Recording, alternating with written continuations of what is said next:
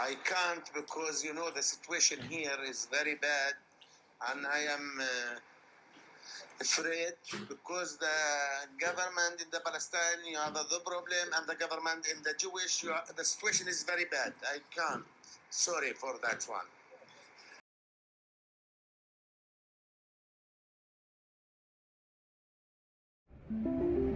The most bizarre event happened when we were crossing one of the most contentious borders in the world. Like many other vehicles, our bus was stopped when we were passing the checkpoint. The passengers around us had to get off, but we didn't. Everyone has to get off because we're at the border right now. We were crossing the border from Bethlehem to Jerusalem. Everyone that had to get off had their passes and ID cards checked by armed security multiple times. Most of the people getting off were young girls who were on their way to school. But when we asked if we needed to get off, a lady behind us tapped us on the shoulder and told us that we didn't, because we were not one of them. This was one of the few instances in my life where I realized that the way that I looked prevented me from being treated like everyone else. But what surprised me even more was that the girls that had to get off the bus that day were the lucky ones. Many others are not even allowed to enter Jerusalem. That's enough. Clear off. It's a familiar scenario. The soldier sticks to his guns and the Palestinian doesn't get through. At the Calandir checkpoint, 12 kilometers away from Jerusalem's Al-Aqsa Mosque. Only men aged over 50 and women aged over 45 are being allowed to go through to pray. The only alternative is to try to sneak through unnoticed. The realization stuck with us because we knew that for one person, entering Jerusalem again would mean the world to him. We met Naïf Jabreen in the small town of Bethlehem. He offered to drive us around beyond the small area that we were in. He was a taxi driver and we agreed to go with him. Along the way, he told us some interesting facts about him, such as how he, as a Palestinian, is not allowed to drive on certain roads due to Israeli restrictions. This prevents him from accessing a lot of the more lucrative business areas where more money can be earned. But regardless, Naïf talked fondly about Bethlehem and the diversity that it holds within. Home to many holy sites, religion and culture heavily impact the way Bethlehem is today. In Bethlehem, Naïf and his family have settled down, making many connections with the people and environment around him. With a mostly stable income and an established home, Naïf claims to be one of the lucky ones.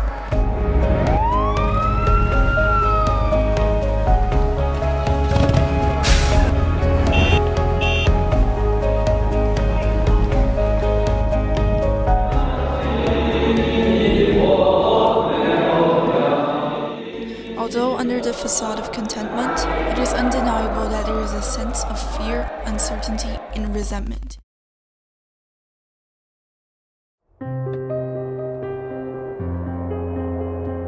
Naïf once lived in the city of Jerusalem, miles away from Bethlehem.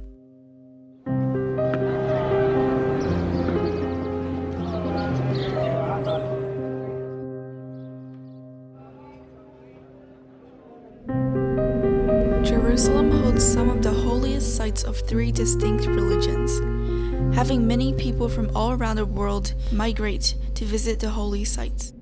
For many Arabs and Muslims, Jerusalem not only represents a holy religious city, but also historical land for the Palestinians. Many Palestinians believe that Jerusalem could serve as a potential future capital for a Palestinian state. For Naïf, he has many close friends and family members that live in Jerusalem.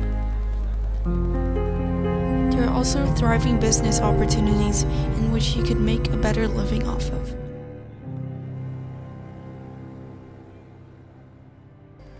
Being one of the holiest cities in the world, both Israel and Palestine have claimed Jerusalem to be their capital.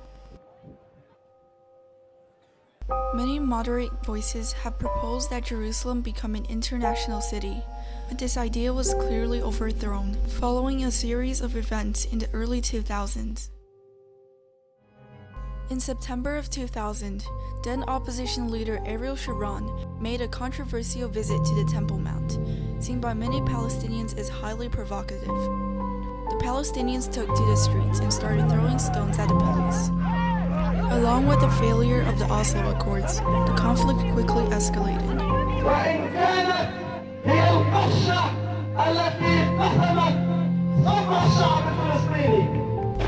The Second Intifada was much more violent than the first. That is a very controversial issue actually for a very long time among the Palestinian public. During the approximate 5-year uprising, both sides suffered many deaths. As the situation soured, many people's lives were in danger, including Naïf's. After the Second Intifada, Israel erected a blockade wall to separate Jerusalem from the rest of the West Bank.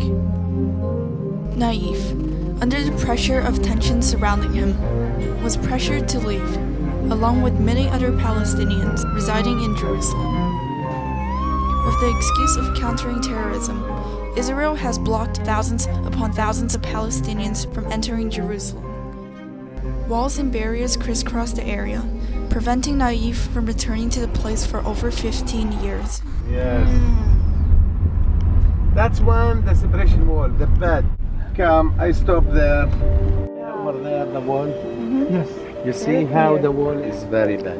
100 kilometers. 750 kilometers around West Bank, yes. The wall. Yes. The wall has drawn significant international condemnation since, as it cuts deep into Palestinian territory and has resulted in the confiscation of large swaths of Palestinian land.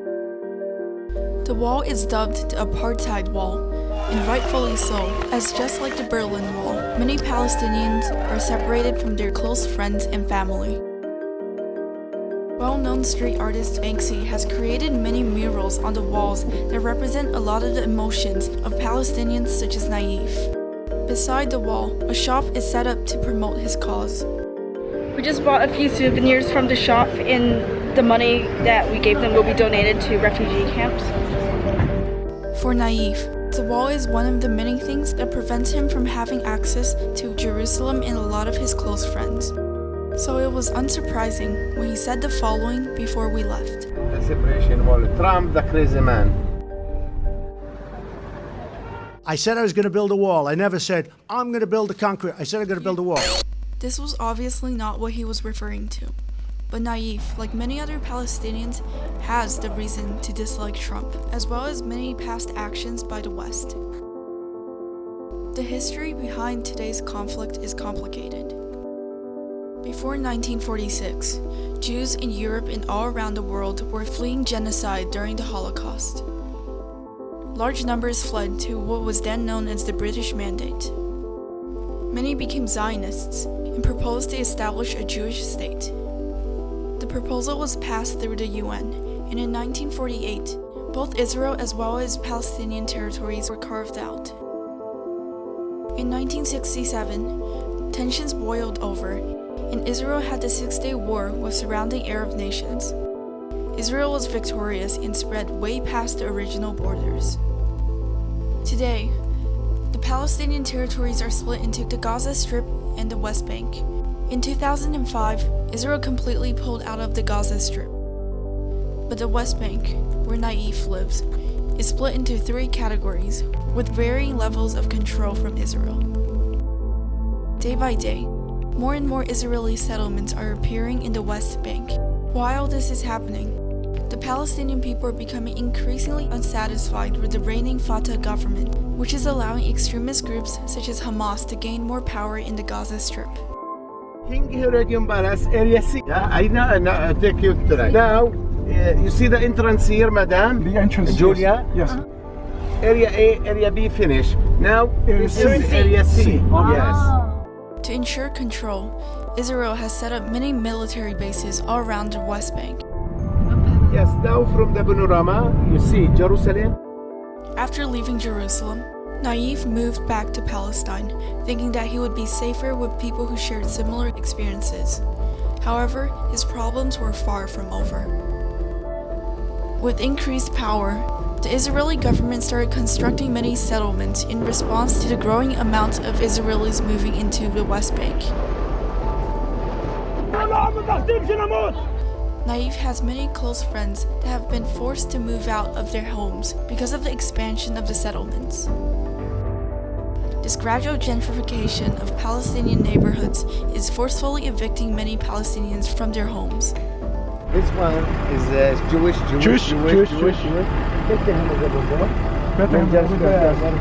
Julia, when you see this one, you think Palestinian danger. To add more salt to the wound, many signs are put up to vilify Palestinians in front of visitors. But Naïf is extremely certain that everyday Palestinians are not the dangerous threats that the signs paint them to be. Abu Shawarib! Abu Shawarib! بقول لهم هذا أخو المرة. بقول لهم أخو. Take care, man.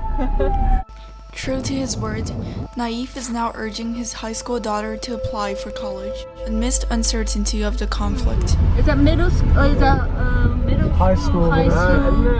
High school. High school. Yes. He is making the motor something. Yes. And he's short. Caught fire. Yes. I stop and you see. Naïf drove us to the sanctuary for the direct victims of this conflict, of which he was a regular visitor of. I see this from here. It's a camp. Take a picture for this one. Sure. Take picture. Take photo. No problem. Take photo. We were brought to a refugee camp in proximity to nearby conflict areas. Wait. I want to stop here. You see the key? Yes. Oh. Outside in the car. Yes. And that's back. After forcibly being evicted from their homes, many Palestinians have moved to refugee camps like this. Many residents have lived here for decades, but this does not stop IDF soldiers from constantly harassing and pressuring residents to leave. The residents, however, have refused to be victims and have turned the refugee camps into functional communities. This one, the map? Yes. Palestinian map? Palestinian. He's Palestinian and the Israel, he's by the F-16 and the helicopter. Kids. But caught in the middle of this conflict are innocent children, both Palestinian and Israeli, have been unjustly killed. I see this one, Julia. Where is Julia? Thank you. اسمع انا توشت انا والولاد هذول بديش ادخل معهم. هم محمد ومحمد هذول ما بدي اشتغل معهم. With increasing Israeli settlements and ambiguous borders, the possibility of peace is becoming increasingly smaller. The problem is exacerbated when foreign actors intervene to purposefully prolong the period of conflict. With both sides radicalizing, it is becoming increasingly hard to establish peace, especially right after 2017. The Palestinian leadership has already cut off diplomatic ties with the Trump administration in December 2017. That was when President Trump recognized Jerusalem as the capital of Israel. We will move the American embassy to the eternal capital of the Jewish people, Jerusalem.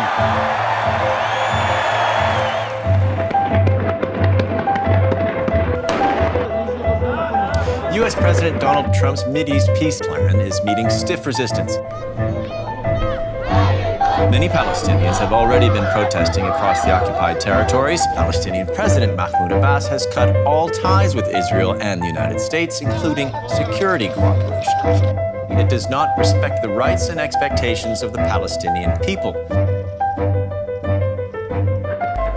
With no feasible solution in sight, it is inevitable that the conflict will gradually get worse. The unique situation of Israel and Palestine is the result of a conflict based on geography, culture, and religion. It is obvious that this conflict has gone out of hand. The ongoing dispute of territory will indefinitely cause long-term harms, especially to individuals such as Naïf Jabreen, who have to endure suffering which they want to take no part of. After being barred from Jerusalem for over 15 years, a place that holds great importance to him, it is unlikely that under the status quo, Naïf will return to that place anytime soon. Thank you for Chinese people. I see many people more in Palestine. Everything safe here in Palestine. Thank you for you came to Palestine. Thank you so much.